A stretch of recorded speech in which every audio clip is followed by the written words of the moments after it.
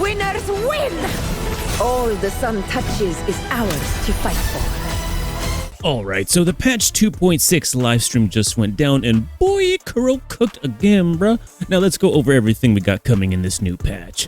So we're getting this like sun and moon style thing here, right? No, it's not like the Pokemon one. You won't be gathering Pokemon, although according to Twitter, you will be gathering wives. Now, we're going to use the same formula we always use here. A brief intro into the new patch, followed by what info we learned about the characters, weapons, and banners. And lastly, the events and quality of life changes. And we got a lot, so buckle up. Okay, so quick synopsis on what's going on here. Augusta is hot, and she wants us to like join in on this hunt against the tacit discords with other Septimons or whatever. It's a big deal to them, sacred duty and all kinds of good stuff like that. And Rover already wanted to investigate the hunting grounds anyway. Also, Augusta asked us to when she's hot, so we're gonna go hunting. Oh, what's that? Iuno warned us there might be trouble. Well, good, she's hot too, and if something bad happens, then maybe she'll come.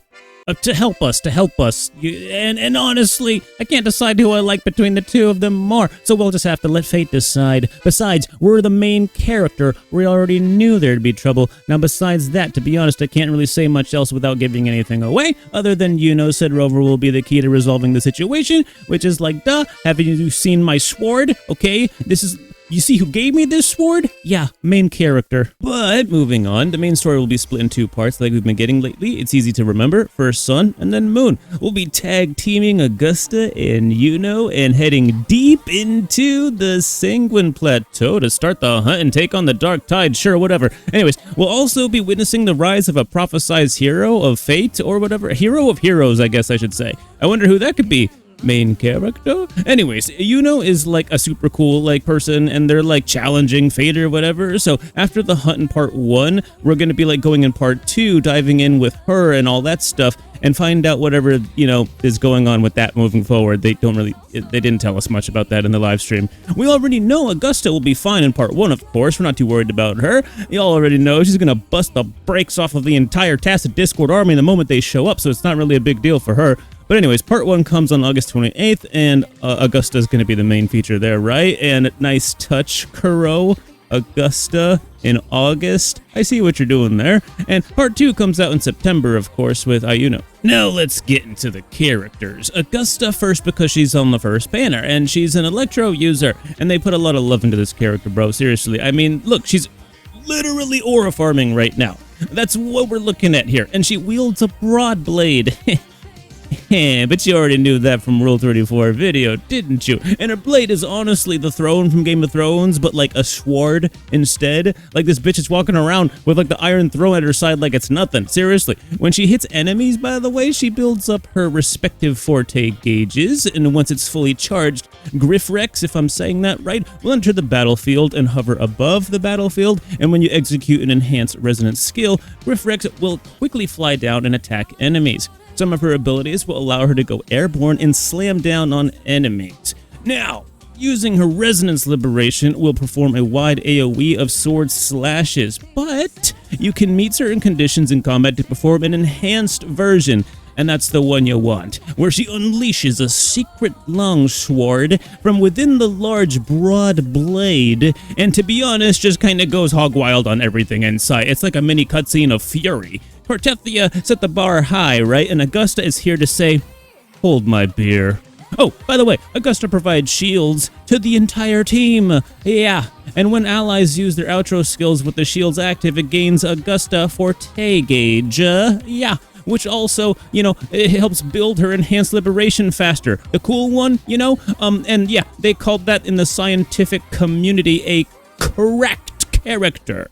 And let's not forget that super cool sword. You can get it. It's her signature weapon. To be honest, it's gonna look way different in battle without it, probably in combat to some degree. Not even Lupa's weapon matches up to this thing's girth. I mean, this thing looks like an oak tree when it's just chilling there in its non-enhanced state. But anyways, if you like them thick, and I mean thick, then this is the one for you. And there's always this like miniature sun thing sitting inside of it, and it literally aura farms like all of the time. Like it has its own orbit. These particles fly around it like a literal god's weapon. Speaking of goddess, Carlotta and her weapon will be getting a much anticipated rerun alongside Augusta, so good luck, bucko. Hopefully you're already satisfied with your Carlotta situation because this patch is loaded.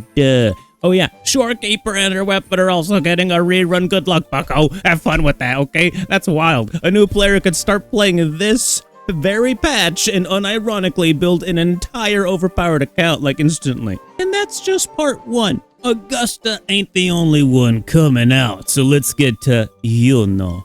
She is a gauntlet arrow user, one of the more rare weapon users, right? And she might have one of my favorite outfits in the entire game, and not just because of the feet, y'all. Come on, give me a break. Although, it helps. It really helps. It does help. Her animations for simple normal attacks, by the way, they go right up there with anyone in the game. They're very unique and very stylish, just for a basic attack, you see what I'm saying? And she can use certain abilities to enhance her resonance skill. Using it, she will enter an enhanced moon state, and no, she won't moon you in battle like Yuzuha in Zenlit Zone 0.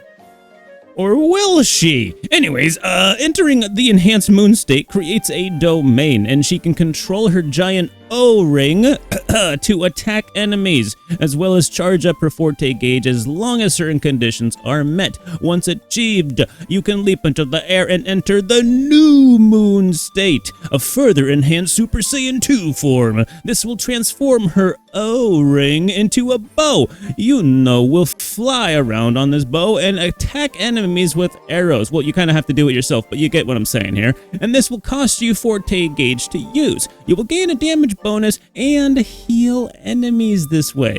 Did I just say enemies? That was a fuck up. You're gonna heal your team. That did not the enemies. Not the enemies.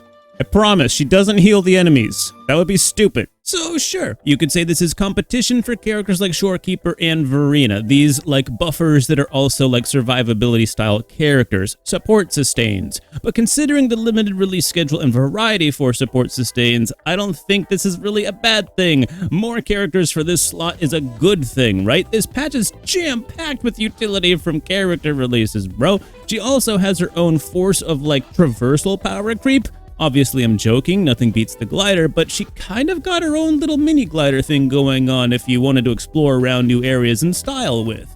Oh, and when you activate her ultimate, she has feet.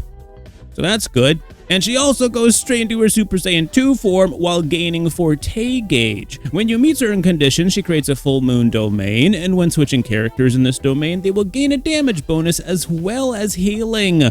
So yeah, Iuno is overpowered. Can't say how strong she's gonna be, you know, for sure, but I think it's safe to say Verena and Shorekeeper are gonna get some much needed rest. On at least some teams, right? Now, obviously, she has a weapon, and obviously it's cool. It's called the Moongazer Sigil, but it's also gauntlets. It looks like what the Apple Watch will probably look like in 50 years. Does it make any sense? No, but we'll pass these things for the feet characters with the nice outfits that we like, okay? Besides, it looks cool, and you are not gonna be looking at the gauntlets anyway. Trust me. As for the rerun, we have Chiakona. So a much lighter second half, thankfully, Wallet-kun can like take a little bit of a nap. Okie dokie, we're getting a new area to explore because, you know, Kuro stay cooking. It always looks awesome. You know, Kuro has just been on point with the new areas lately. It's to be expected at this point, really. And some of these new areas look even better at night. So definitely look out for that while you're playing around in like the earlier stages of the patch. And we'll be getting new echoes as well. Some of them are cute, some of them are goofy in the best possible ways, and some are just downright cool. Like the Chorosaurus? Is that how you say that name? And the False Sovereign.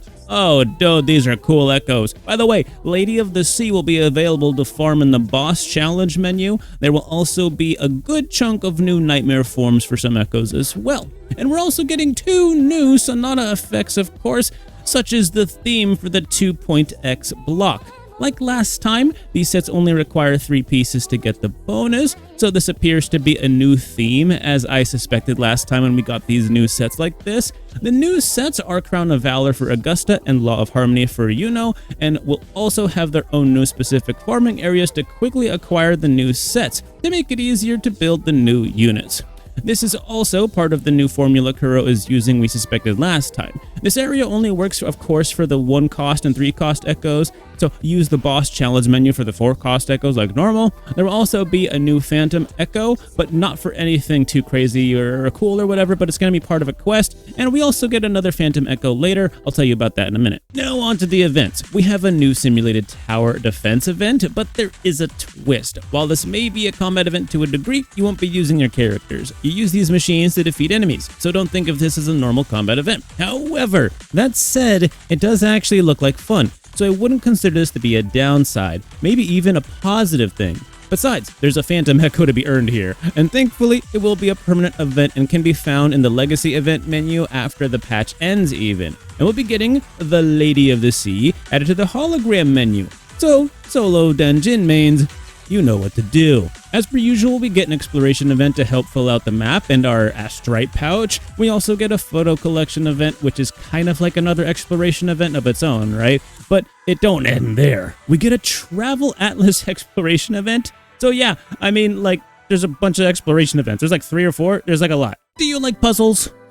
Well, you get puzzles. You'll be tracking down tacit discords with the magic of puzzles and anime, taking on harder and harder puzzles as you go, wondering why this puzzle got in the way of your goon sesh with Iuno's feet. But if that's not your style, there's also a leisure event where you're like gonna, I don't know, chill or whatever. Some hacker created anomalies all over the place, and it's your job to now fix all of the mess. Life is all about balance, okay? Rover gets the harem, but they end up in these ridiculous situations sometimes. That's just the way that it goes. We're also getting a new moon event.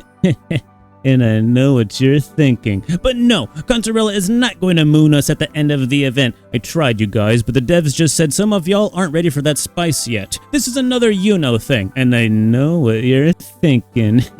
Yes, Iuno does moon us. But that's free in our animations already because Kuro know what they're doing. Anyways, this is a daily login style event, so definitely don't forget about this thing, okay? Not something you want to save for the last day of the, patch like I did once. Anyways, the event actually gives you an exploration bonus for the day, which is cool, I guess, right? To be honest, one of my favorite events is the low logistics event. Seriously, Kuro, keep this furball around. This bro is a top tier character in my book, and the rewards are so easy to get, dude. You meet the requirements just by running dailies. You don't even really have to do anything, so it's almost like free bonus rewards for dailies in a way. Obviously, we have the normal login event that gives us literal pulls in the main menu. You can't really miss that one though. Now let's move on to the quality of life stuff, and we have a lot to go over here. First, to start off with something light. We're going to be getting new stuff added into the gallery. First weapons and then more coming in the future. This next one here is big though. A one-click feature will be added across most interfaces. This is huge. This isn't just a one menu situation, this is most menus, and will be able to help us streamline menu navigation. It looks like if you click the reward button anywhere on the page, it will auto-collect all rewards on the page rather than individually clicking all the buttons. Not just one button where you could do that. Any of the reward buttons on the page should be able to auto-clear everything. Yes, we see this sometimes in other games, and it's always amazing to have. PC players also will be getting more improvements, as long as your graphics cards can handle it. Sorry, potato PCs, but DLSS 4 should now be available on higher frame rates for those that have it. It's been optimized for significantly higher frame rates. And yo, dude, wasn't expecting this. We're going to be getting customizable keyboard commands to access certain in-game interfaces. Hopefully that's not just like a translation issue, but like, we're the devs now? Okay, obviously, calm down, I'm just kidding. But like, this is mostly, I think, to make it so that you don't have to necessarily use your mouse as much. That seems like the most we're going to be able to get out of this, or the more common thing we're going to use this for, like hitting the spacebar at the login screen instead of being forced to click on the screen with your mouse, reclaiming rewards using the spacebar instead of clicking your mouse, things like that. Apparently there's more, so we're just going to have to wait and see and explore it for ourselves when the patch actually comes out. Something players definitely can get their hopes up for, bro, we're going to be getting 2 more floors added to the middle tower in Tower of Adversity. This will give us 100 more astrite, more shell credits, and who cares, it's more astrite and then more endgame stuff. But that's just the start, bucko, okay? We're going to be getting an overdrive zone. Once you clear the stable and experimental zones, you will unlock the Overdrive Zone with a whole bunch of new stages. They're also adding a sync feature, so once you complete the endgame up to a certain point, the next reset you don't have to go back and redo them all. It will save where you completed to with an S tier in the previous cycle and give you the rewards up to a certain break point in the next cycle. This works for Tower and for Whimpering Waste, and it's going to save us a lot of time. Speaking of Whompering Winkleberries, aka Whimpering Waste, you can now earn Burning Waste through combat actions rather than on specific wave changes. A small change, but I think will make a huge difference, and it's really needed because I'm not going to get into it here, but like they've changed the way that Whimpering Waste like enemies and stuff work, and they've made it like worse somehow, like whatever. We should be seeing some menu optimizations in the weekly Dreamscape events, which is nice because those reset quite often. The whole mode will be seeing some reworks and optimizations, new buffs, etc. So hopefully it will make the weekly resets more enjoyable. Exploration optimization is also coming, including a larger range on the loot finder. Level up materials pop up on the map now. Old regions are getting improvements that should even make old side quests easier. Like a big one, we can fly now in the old regions, not just the glider. Both of them, new and old players, rejoice. They listened. To celebrate, we're going to be getting a new Wind Rider event, so even more rewards. Now a disclaimer, but to be honest, this ain't an issue in my book. Kuro claimed they won't be adding flight to future regions. I know, boo-hoo-ba humbug, but instead, there would be a new traversal mechanic instead. So don't worry, there will always be a new cool way to travel in every new region, no matter what's gonna come. Even if it's old, you're still gonna have a way to fast travel around places. Oh, but for the areas you can fly, you can now take off from the ground. No need to climb up onto a tree or whatever to get off of the ground. As long as you were standing in an open space for the takeoff animation to have enough room, you can blast off like Team Rocket anywhere you are. So now I would like to mention that we're going to be getting 10 Radiant Tide and 10 Forging Tide in the mail. Yeah, that's 20 premium pulls, just cause your butt looks good today. Yeah, that's right, I said it.